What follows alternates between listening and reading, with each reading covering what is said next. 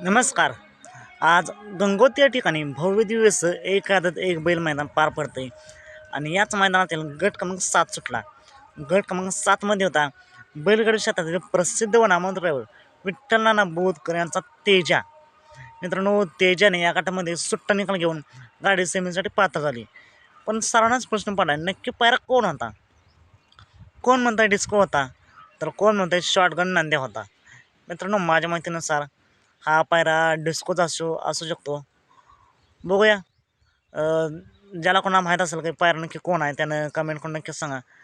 कोणीही असो, पण नक्कीच तेजाला तोड अशी साथ दिली आणि गट क्रमांक 7 सुट्टा निकाल घेऊन गाडी सेमीसाठी पात्र झाली. गाडीला तुफान असं स्पीड लागले. P3 लेवलला तुम्ही गट क्रमांक 7 पाहू शकता.